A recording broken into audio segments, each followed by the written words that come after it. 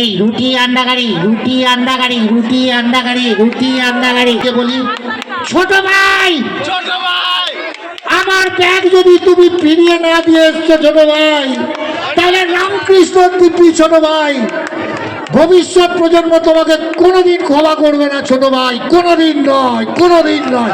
হাততালি কোথায়? সিনেমায় দেখেন, টিভিতে দেখেন, আমাদের ঘরের মাঠ দেউলি ফুটবল গ্রাউন্ডে আমাদের ঘরের মঞ্চে এসে উপস্থিত হয়েছে কাঞ্চন মল্লিক, সকলের অত্যন্ত প্রিয়। আপনাদের আশা করছি আনন্দ দেবে। আমাদের দেউলি মিলনতীর্থ ক্লাবের পক্ষ থেকে দায়িত্ব আমাদের ওনাকে একটু বরণ করে দেওয়া, সম্বর্ধনা দেয়া। ওনাকে দেখতে খুব সুন্দর লাগছে।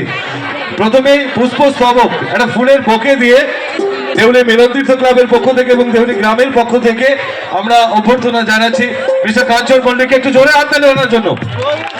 দুলাল পাত্র ওনার হাতে বোকেটা তুলে দিলেন।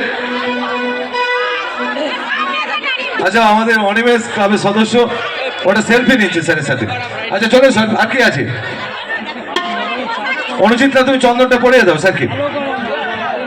কাঞ্চনদার কপালে পবিত্র চন্দনের ফোঁটা দিয়ে ওনাকে বরণ করে নিলাম। আর নীলিমা সাঁতরা ও ব্যাজ পরিয়ে কাঞ্চনদাকে আমরা বরণ করে নিচ্ছি।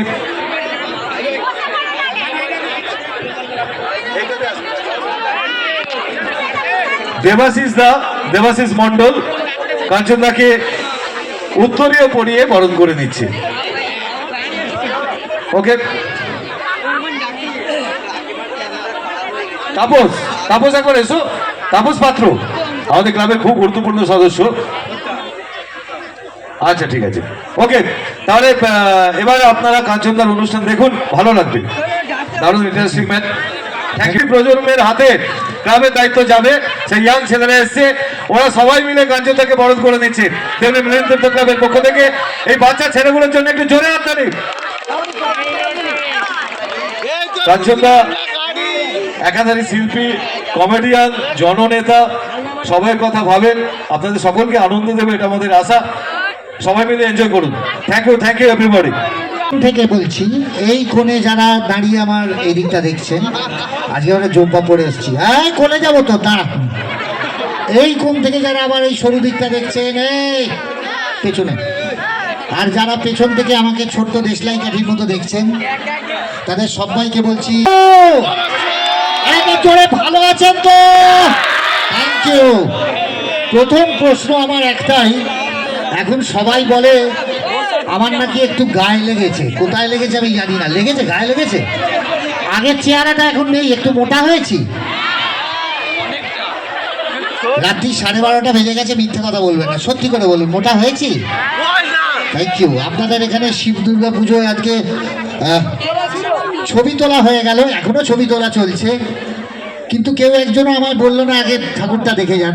আমি নিজ দায়িত্ব নিয়ে হর পার্বতী দর্শন করে তারপর এখানে এসেছি। অত্যন্ত সুন্দর এই মূর্তিটা, আমি অনেক দাঁড়িয়ে দেখছিলাম, শুধু হর পার্বতী নয়, সঙ্গে অনেক মূর্তি রয়েছে। Thank you so much. আপনারা যারা বললেন আমার গায়ে লেগেছে, কোথায় লেগেছে জানি না, কিন্তু যারা বলেছেন তাদের সবার জন্য মুয়া। কিন্তু বিশ্বাস করুন, হ্যাঁ, সব দিকে আমি তো দেখছি, দেখতে পাচ্ছ না? হ্যাঁ, আসলে কি জানেন, আপনারা ভালো আছেন শুনেও ভালো লাগছে। আমি ভালো ছিলাম, এই যে ঠান্ডাটা টক করে চলে যাচ্ছে না, এই মনটা খারাপ হয়ে যাচ্ছে। এটা পরে ভীষণ গরম লাগছে, কিন্তু পরে আছি, তার কারণ চালানা মোটা মোটা লাগবে বলে। আগে যখন ওই চেহারা ছিল, সেটা চোখে দেখা যেত না। আমি কোনোদিন ক্যামেরার সামনে দাঁড়ানোর পর আর সিনেমা দেখতে যেতাম না, মানে সে তাকানো যেত না। কিন্তু ওই যা হয়, শীতকাল পড়লে তখন আমার একটা সুবিধে ছিল, শীতকালে 3-4 পিস মাল গায়ে চাপাতে পারতাম। মানে প্রথমে ছোট, তারপর নিজ, তারপর সেজো, তারপর বড়, তখন আমার চালানা মোটা মোটা লাগতো। কিন্তু কি করবো জানেন, মায়ের মন। আমার মা ছোটবেলা থেকে ওই একটাই কথা বলেন, আরে আমার ছেলে কেন মোটা হলো না, আমার ছেলে কেন মোটা হলো না। মাকে কতবার বলেছি, মা যার 9 হয় না তার 90ও হয় না। আমার চেহারাটা অনেকটা সেই অ্যাম্বাসেডার গাড়ির মতো, 50 বছর ধরে এক মডেল চলে আসছে। আমি মাকে বলেছি, কিন্তু কি করব, মায়ের মন, সব মায়েরাই চান ছেলে চেহারা হবে সালমান খান, মুখ হবে ঋত্বিক রোশন, হয় কখনো? আমি মাকে বলেছি, মা দুঃখ করো না মা, কি করব বলুন? যখন গরমকালে এই চেহারার ওপর একটা ওই টি শার্ট পরে বেরোতাম, ঠিক যেন মনে হতো না টি শার্টটা হ্যাঙ্গারে হাওয়ায় দোলা খাচ্ছে। মা তখন না খুব দুঃখ পেতেন। মা তখন পাশের বাড়ির বৌদিকে বলতেন, বৌদি দেখুন দেখুন আমার ছেলেটা যাচ্ছে, দেখুন সেটা মুখটা দেখুন, মুখ তো নয়, যেন চোষা পাটালি। আবার যেই শীতকাল পড়তো তখন যখন আবার 4-5 পিস মাল চাপিয়ে বেরোতাম, তখন যখন চালানা মোটা মোটা লাগতো, মায়ের মনটা তখন হ্যাপি হয়ে যেত। মা তখন পাশের বাড়ির বৌদিকে বলতে, বলে দেখুন আমার ছেলে যাচ্ছে, দেখুন ছেলে তো নয়, যেন নাড়ু গোপাল। কিন্তু আমি মাকে বলতাম, মা সবাইকে পাড়ায় যদি গিয়ে গিয়ে বলো আমার ছেলে কেন মোটা হলো না, আমার ছেলে কেন মোটা হলো না, এটা খারাপ লাগে মা। মা আর বিশ্বাস করো, এই চেহারার জন্য তুমিও দায়ী নয়। মাকে বলেছিলাম, বাবাকেও বলেছিলাম, বাবা এই চেহারার জন্য তুমিও দায়ী নয়, আমিও দায়ী নয়, মাও দায়ী নয়। যদি কেউ দায়ী থাকে তাহলে একমাত্র ভগবান। আমি শিওর ভগবান যখন আমায় উপরে তৈরি করছিলেন, মুড হেভি খারাপ ছিল, ছিলই। ভগবানের সেক্রেটারি হয়তো বলেছিলেন, স্যার কি মাল বানাচ্ছেন চেক করে নিন স্যার, স্যার কাটবা বানিয়েছেন মাটি মারতে ভুলে গেছেন স্যার, একে মানুষের বাচ্চা না টিকটিকির বাচ্চার মতো মনে হচ্ছে স্যার, দেখুন। কি করবো, ভগবানের মুড খারাপ বলে, এই চল চল চল যা হয়েছে ডেলিভারি করে দে, ডেলিভারি করে দে। আমি এখনো দাঁড়িয়ে ভগবানকে বলি, বাহ ভগবান বাহ, আমাকে তৈরির সময় মাটি পেলে না। বলি ক্যাটরিনা কাইফকে কখন বানাচ্ছিলে? রোববার দুপুরবেলা খাওয়া দাওয়ার পর যা দিলে সব ওদের দিলে, কিচ্ছু দিলে না, একটা আস্ত হ্যান্ডিক্যাপ মাল পাঠিয়ে দিলে। একটা চোষা পাটালির মতো গাল, নাক দেখুন, এটা নাক মনে হয় যেন একটা সাঁড়াশি সামনে দোলা খাচ্ছে। কি সুন্দর দুটো কান ছিল, ভাবতে পারবেন না। ভগবানের যা লীলা, দুটো অঙ্কের মাস্টারমশাই পেছনে লাগিয়ে দিল। আর ছোটবেলা থেকেই আমি অঙ্কে হেভি, মানে কি আর বলবো। আমার বাবা বলেছিলেন, কাঞ্চন মাধ্যমিকে যদি অঙ্কে তুমি 40 পাও, প্যান্ডেল বেঁধে লোক খাওয়াবো। ভয় নেই, আমি বাবাকে সে পয়সা খরচা করতে দিইনি। আর কি সব অঙ্ক আমি বাবার জন্মে মাথায় ঢুকতো না। একটা চৌবাচ্চা, তাতে নাকি ফুটো, সেইখান দিয়ে নাকি জল বেরিয়ে যাচ্ছে। আমি কি করবো নাকি আমার বাবার চৌবাচ্চা? আমি মাস্টারমশাইকে বললাম, মাস্টারমশাই একটা রাজমিস্ত্রি ডাকুন, ফুটোতে সিমেন্ট মারুন, অঙ্ক মিটে যাবে। শুনলো না, কান ধরে মুজড়ে দিল। আরেকটা আরো খারাপ অঙ্ক ছিল, একটি তৈলাক্ত বাঁশ, তাতে নাকি একটি বাঁদর উঠিতেছে আবার হড়কাইয়া নাবিতেছে, উঠিতেছে আবার হড়কাইয়া নাবিতেছে। আমি মাস্টারকে বললাম, মাস্টার অবলা ঝিল, ও বুক ফুক ছড়ে যাবে, ওটাকে নাবি আনো। মাস্টার মশাই শুনলেন না, কান ধরে মুচড়ে দিলেন। মোচড়াতে মোচড়াতে কান দুটোর অবস্থা করে দিল, একটা আমেদাবাদ একটা এলাহাবাদ করে ছেড়ে দিচ্ছে। এটা কান মনে হয় চামড়ার ডিশ অ্যান্টেনা, হাঁ করে আকাশের দিকে তাকিয়ে আছে। ভাবতে পারবেন না, ক্লাস 8 থেকে কোমরের সাইজ 28, আপনারা বলছেন গায়ে লেগেছে, 1/2 ইঞ্চি বাড়েনি। আর সত্যি কথা বলতে কি জানেন, আমি আগে খুব দুঃখ পেতাম। একদিন চান করে বেরিয়েছি, গামছা পরিহিত অবস্থা, আয়নার সামনে দাঁড়িয়ে চুল আঁচড়াচ্ছি, নিজেকে দেখে হাতে চিরুনি ঠকাস করে মাটিতে পড়ে গেল।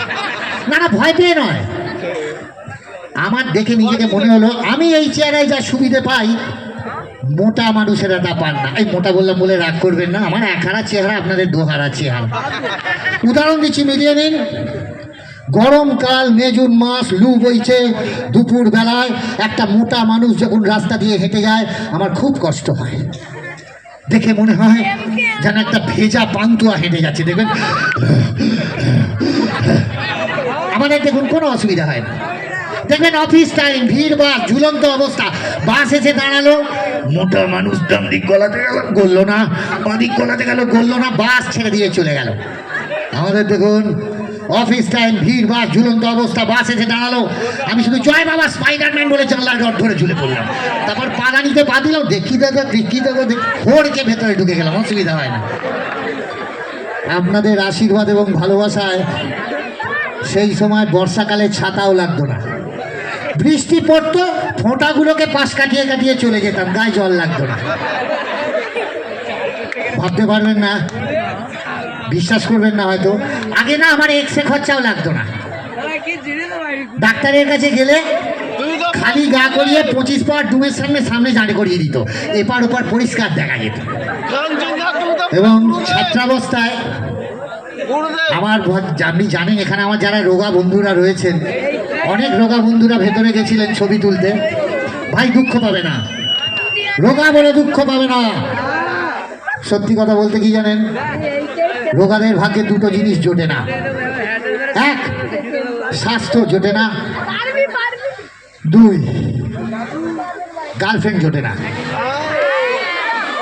বিশ্বাস করুন,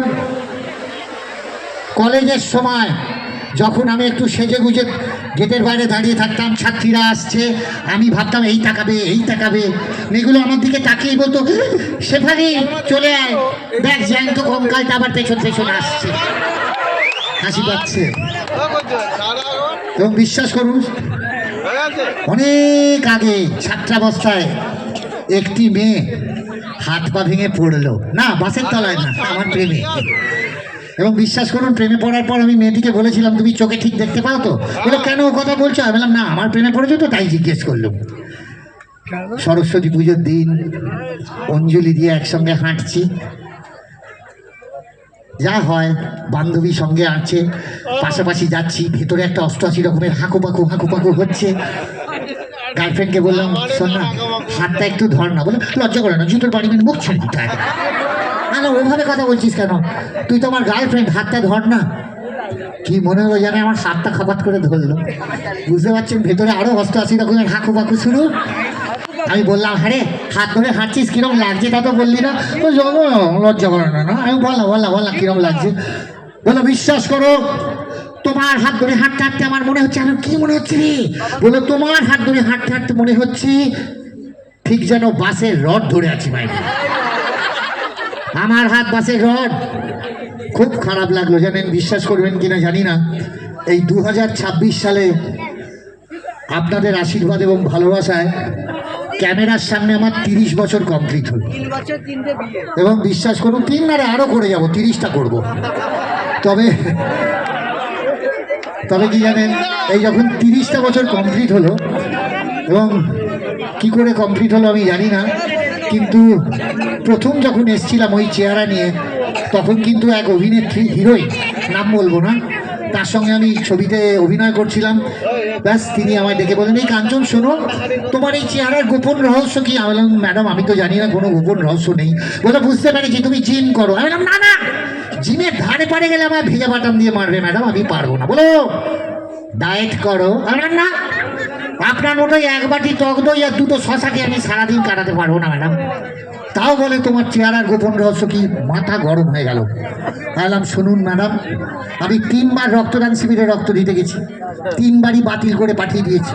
একবার শুয়েও পড়েছিলাম, হাতে প্রেসার মাপার যন্ত্রটা বেঁধে ডাক্তার করে লাফিয়ে উঠলো, বলে মাটাকে তুলে নে, প্রেসার খুঁজে পাচ্ছি না, উল্টে একেই রক্ত দিতে হবে। তোর রক্ত তো দেওয়াই হলো না, রক্তদান শিবিরে ডিম সেদ্ধ আর আপেল দিচ্ছিল, 2 প্যাকেট খেয়ে বাড়ি চলে এলাম। তাও বললো কি হলো তোমার চেহারার গোপন রহস্য কি? আমি বললাম তাহলে শুনুন আমার চেহারার গোপন রহস্য কি। আমি যা খাই তাই পরিত্যাগ করি, মাঝখানে কিছু সঞ্চয় করি না। মালটা অনেকটা পাইপের মতো, ঢোকার জায়গা আছে বেরোনোর জায়গা আছে, মাঝখানে কোনো আলমারি নেই। বিশ্বাসই করে না। আরে ভাই তুই এতবার আন্ডা কাটি বললে তো তুই আন্ডা পেড়ে ফেলবি বাবা। তবে তবে কি জানেন, একবার চেষ্টাও করছিলাম, অন্যভাবে নেবেন না, খারাপভাবে নেবেন না। আমার ফ্ল্যাটের বারান্দা, তার ঠিক উল্টো দিকের বারান্দা, আমি দাঁড়িয়ে চা খাই, উল্টো দিকের বারান্দায় উনিও দাঁড়িয়ে চা খান, অন্যভাবে নেবেন না। এক বৌদি একদিন দাঁড়িয়ে চা খাচ্ছি, উল্টো দিকে বৌদির আমার দিকে চোখ পড়াতেই মনে হলো বৌদি কিরকম আমার দিকে তাকিয়ে ইশারা করছে না, চোখ পিট করছে। দেখলাম চোখে ন্যাবা ট্যাবা হয়েছে, হয়তো ভুলভাল দেখছি। চা খাওয়া মাথায় উঠলো, নিজের ফ্ল্যাটের সিঁড়ি দিয়ে নেমে গেলাম, বৌদির ফ্ল্যাটের সিঁড়ি দিয়ে তত্তর করে উঠে গেলাম, বৌদির ফ্ল্যাটের সামনে দাঁড়িয়ে বেল দিলাম, টিং টং। বৌদি দরজা খুলে দিলেন, সামনে দাঁড়িয়ে বৌদি বললেন কি হলো, ভেতরে আসুন। ঝপাং করে ভেতরে ঢুকে পড়লাম। বৌদি আবার বললেন কি হলো, বসুন। বসে পড়লাম। বৌদি আবার জিজ্ঞেস করলেন কি চা খাবেন তো? হ্যাঁ খাবো। বৌদি বললো কি চা খাবেন, দুধ চা না লিকার চা? বললাম যে চা দেবেন সেই চা খাবো, দুধ চা দিলে দুধ চা খাবো, লিকার চা দিলে লিকার চা খাবো, কিছু না থাকে তো শুকনো চা পাতা দিন না, চিবিয়ে বাড়ি চলে যাবো, পরে গরম জল খেয়ে পেট ঝাঁকিয়ে নেবো, ভেতরে চা হয়ে যাবে। বৌদি হেসে বললো বসুন আমি চা নিয়ে আসছি। আর শুনুন, আমি বললাম হ্যাঁ বলুন। বললো জামাটা খুলে খালি গায়ে বসুন। আমি বললাম কি করে বার্তা, কত করে ছেলে জামাটা খুলে কেন খালি গায়ে বসবো? বলো যেটা বলছি সেটা শুনুন। বলে ভেতরে চলে গেল, চা খাওয়া মাথায় উঠলো, খালি গায়ে বসে আছি। 5 মিনিট, 10 মিনিট, 15 মিনিট বাদে বৌদি পর্দা সরিয়ে ভেতরে এলেন। বৌদির হাতে ধরা বৌদির 4 বছরের ছেলেটা, বৌদি বাচ্চাটিকে না আমার সামনে দাঁড় করালেন।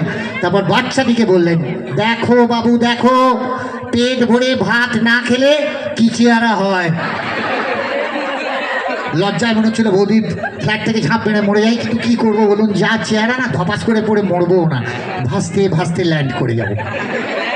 তবে এই 30 বছর দেখুন, আমি হিরো নই, ভিলেন নই, আমার বাবা প্রডিউসারও নয়, ডিরেক্টরও নয়, আমার বাবা কোনো বড় হিরোও নন।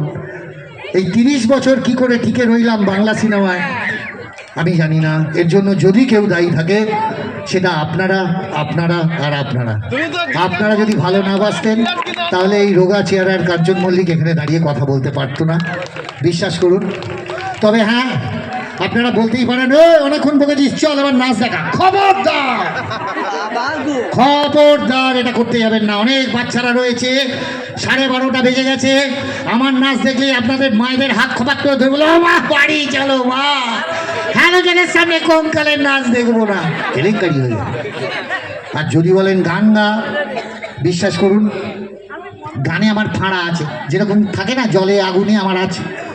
আমি অনেকবার চেষ্টা করেছি গান গাওয়ার।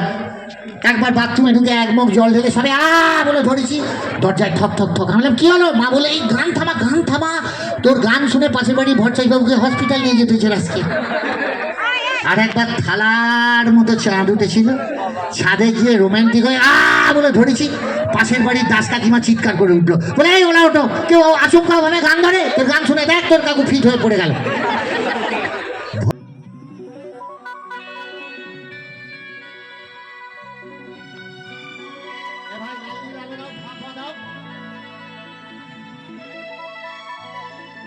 এই গানটা আমার প্রিয় দাদা গোপালের জন্য। কোনদিন হিরোইন জুটলো না।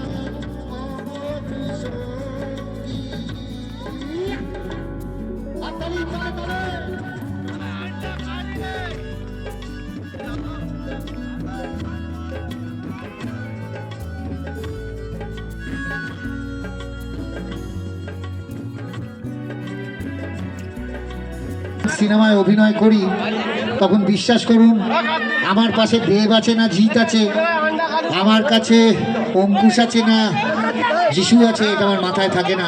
মাথায় থাকে একটাই কথা, যে ক্যামেরার ওপরে আপনারা আছেন, আর আপনাদের জন্যই যত ভালো ভালো কথা ভালো ভালো ডায়লগ আমাদের বলতে হয়, সেটা কচি করেই হোক আর ভালো করেই হোক।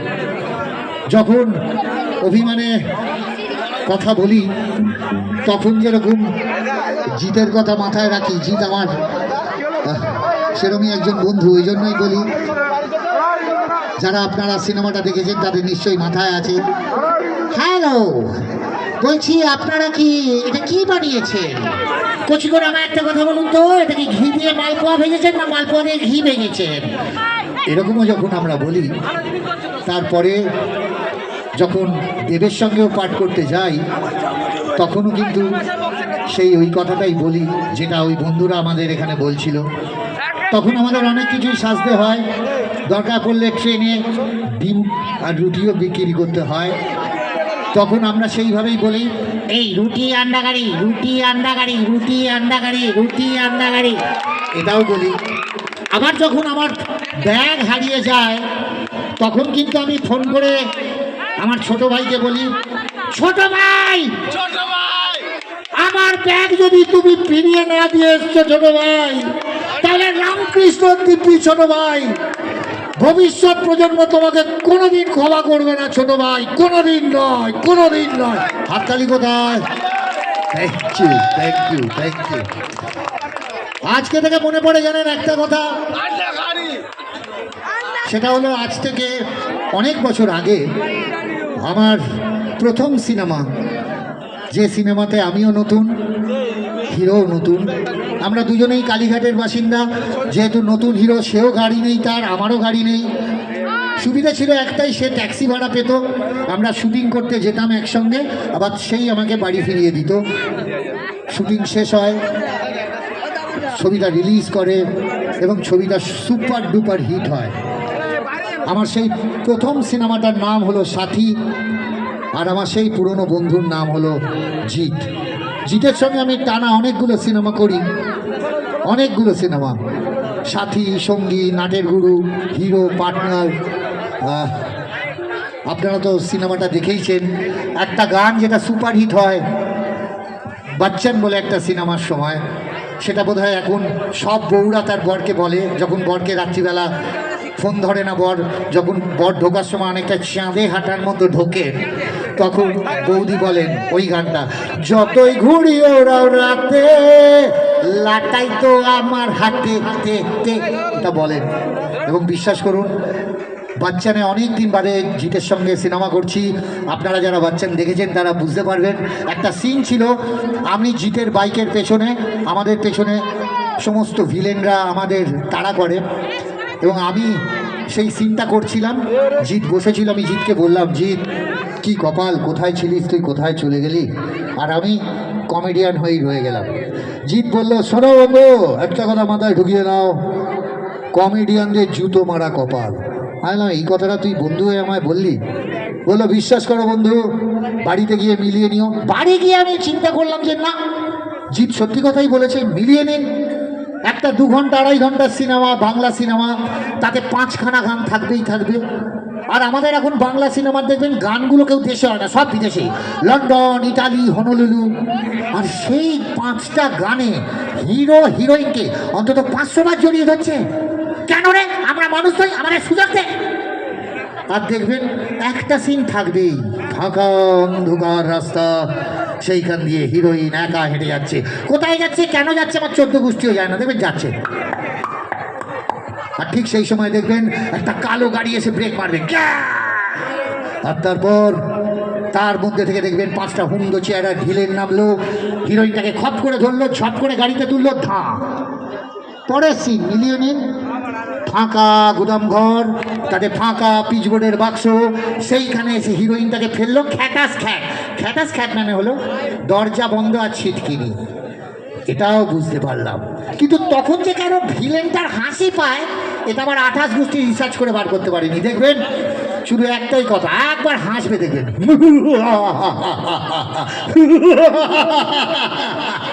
এবার এবার কোথায় পালাবে সুন্দরী? তারপরেই দেখবেন হিরোইনের ডায়লগ, ভগবানের দোহাই আমায় ছেড়ে দিন।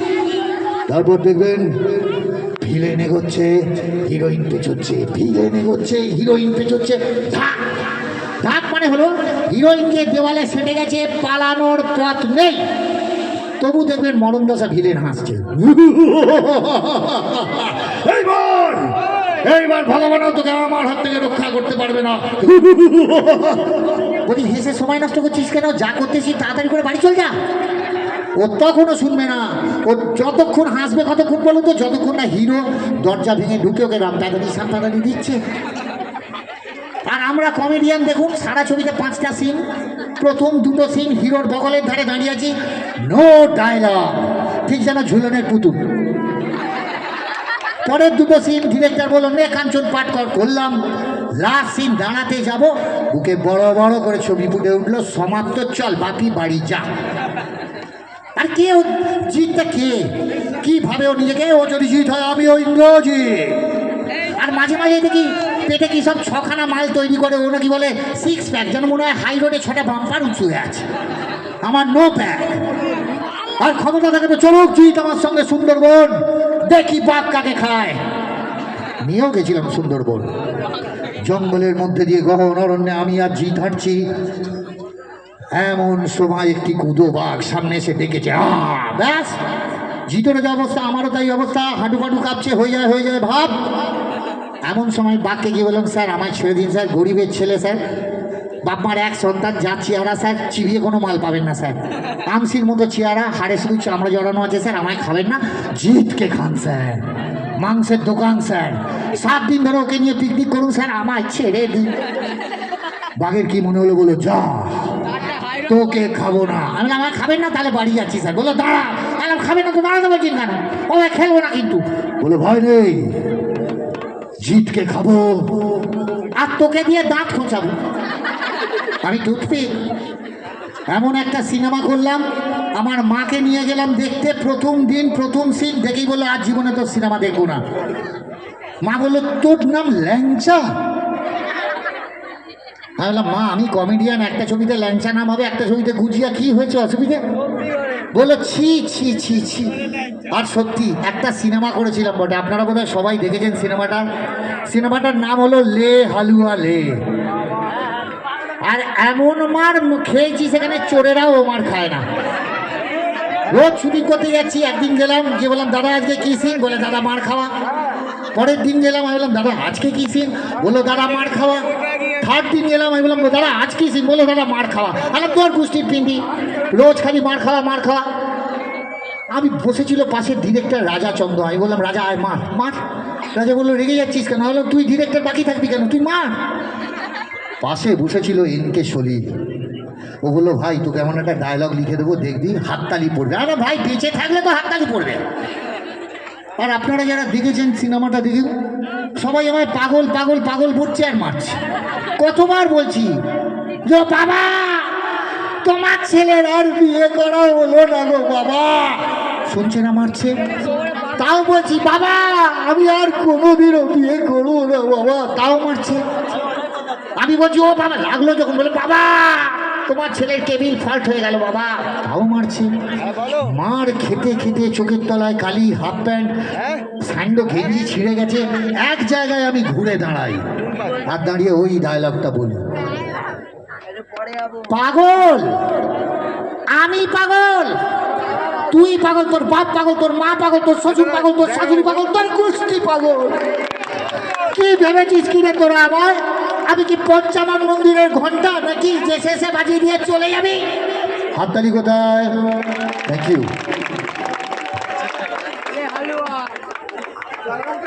ও আপনি ফুল দেবেন? আসুন আসুন আসুন আসুন আসুন। আপনি বাকি থেকে গেছিলেন নাকি?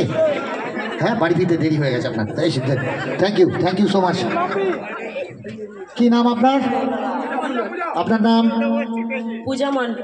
ঝুমা মণ্ডল এবং পূজা মণ্ডল আমাদের পুষ্পস্তবক তুলে দিচ্ছে, একবার ওনাদের জন্য জোরে হাততালি হবে। নিজের অ্যাঙ্কারিং নিজেই করে নিয়েছি ভাই, কিছু মনে করো না, থ্যাংক ইউ। মন্টু পাইলট করি, তখন যখন তৌফিক রিয়াজ হয়ে যায় তখন আপনাদের ভালোবাসায় মনে হয় যে না অন্যরকমও পাঠ করতে পারি, তাই তখন বলি মন্টু এই দুনিয়ায় বহুত পাপ আছে রে মন্টু, এই দুনিয়াতে তুইও ফিরতে পারবি না, তোর মাও ফিরতে পারবি না, এই নীলকুঠির হাত থেকে কেউ বাঁচে না, আর তৌফিক রিয়াজের হাত থেকে কেউ বাঁচবে না। হাততালি চেয়ে নিলাম, থ্যাংক ইউ সো মাচ। দেখুন আর তো কিছুই পারি না, অভিনয়টাই করতে পারি, সবসময় চেষ্টা করি আপনাদের মনোরঞ্জন করার জন্য। দুটো জিনিস সহ্য করতে পারি না, একটা গোমড়া মুখ আর একটা মানুষের চোখের জল। তাই জন্য চেষ্টা করি আপনাদের মুখে হাসি ফোটানোর জন্য। এবং বিশ্বাস করুন, আমার প্রফেশনে এই অভিনয়তে আমার প্রভিডেন্ট ফান্ডও নেই, গ্র্যাচুইটিও নেই।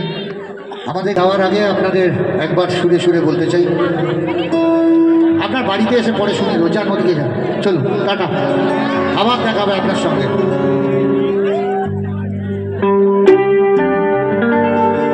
আর একটা কথা বলি শুরুর আগে, যারা আমাদের পেছনে রয়েছেন,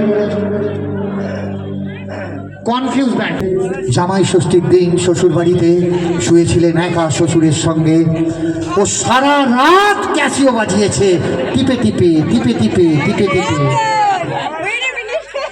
সকালবেলা শ্বশুর লজ্জায় মুখ দেখাতে পারেননি, গামছায় মুখ ধুতে বলেছিল, জামাই বেরিয়ে যাও। একবার জোরে হাততালি হবে, এটা ইয়ার্কি মারছিলাম ওনাদের জন্য। Thank you so much. যাওয়ার আগে ভুলে যাবেন না কাঞ্চন মল্লিককে। সামনের বছর দুখানা ছবি আসছে, নাম বলবো না, দেবের সঙ্গে একটা, জিতের সঙ্গে একটা, কেউ বলে বিপ্লবী, কেউ বলে ডাকাত। আরও ছবি আসবে, নিকশ ছায়া 2 রিলিজ করেছে হইচইতে, দেখে নেবেন। আর যাওয়ার আগে আপনাদের ভালোবাসা নিয়ে একটাই কথা বলতে চাই,